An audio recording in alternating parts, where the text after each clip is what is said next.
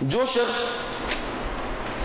ادا نہیں کرتا، مال کو ادا نہیں کرے گا، اس کے لیے کئی وعیدیں آئی ہیں. کچھ وعیدوں کو آپ کے سامنے رکھوں گا. جیسے اللہ تبارک و تعالیٰ کا یہ فرمان ہے سورہ آل عمران میں آیت نمبر 180 میں اللہ تعالیٰ فرماتے ہیں وَلَا يَحْسَبَنَّ الَّذِينَ يَبْخَلُونَ بِمَا آتَاهُمُ اللَّهُ مِنْ فَضْلِهِ هُوَ خَيْرٌ لَهُمْ بَلْ هُوَ شَرٌّ لَهُمْ سَيُطَوَّقُونَ مَا بَخِلُوا بِهِ يَوْمَ الْقِيَامَةِ. وہ لوگ لا يحسبن الذین، وہ لوگ ایسا گمان نہیں کرتے ہوں گے جو بخیلی کرتے ہیں کہ جو کچھ اللہ تعالیٰ ان کو مال دیا ہے وہ ان کے لیے بہتر ہے. جو بخیلی کرتے ہیں، مال عطا کیا ہے اللہ تعالیٰ، یہ گمان رکھتے ہیں بخیلی کرتے ہوئے کہ ان کے لیے یہی سب سے اچھا ہے. بل ہوا شر لہم، یعنی مال زکوٰۃ ادا نہیں کرتے، مال خرچ نہیں کرتے، بخیلی کرتے ہیں جو اللہ تعالیٰ، اور یہی عمل بہت صحیح سمجھتے ہیں.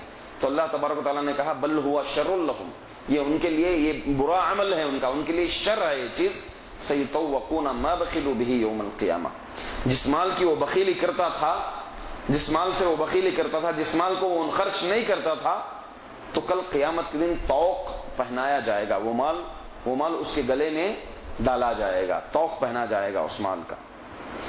پھر اللہ تبارک و تعالیٰ کا سورہ توبہ میں ارشاد ہے آیت نمبر 34 و 35 میں والذین یکنزون الذہب والفضة ولا ينفقونها في سبيل الله فبشرهم بعذاب أليم يوم يحمى عليها في نار جهنم فتكوى بها جباههم وجنوبهم وظهورهم هذا ما كنزتم لأنفسكم فذوقوا ما كنتم تكنزون.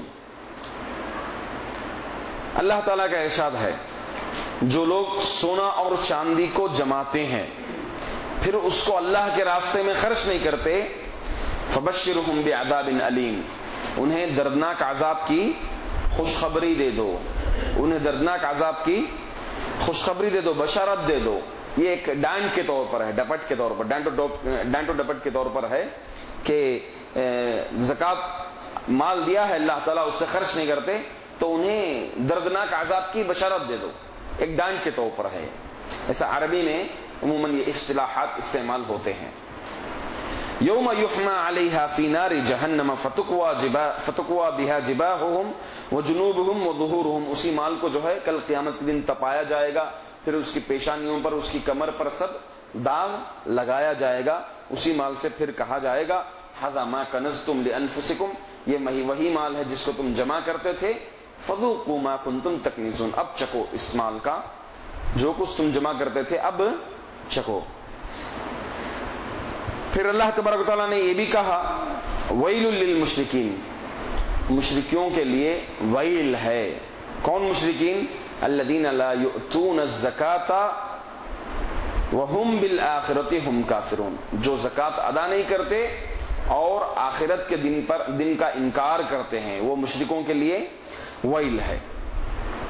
حضرت ابو ہریرہ رضی اللہ تعالیٰ عنہ فرماتے ہیں من آتاہ اللہ مالا فلم یؤدی زکاتہ مثل لہ مالہ یوم القیامت شجاعا اقرع زبیبۃ. معروف حدیث ہے کہ جو شخص جس کو مال ملے اس کو ادا نہیں کرتا، کل قیامت کے دن وہی مال ایک اژدھے کی شکل میں، سام کی شکل میں آئے گا.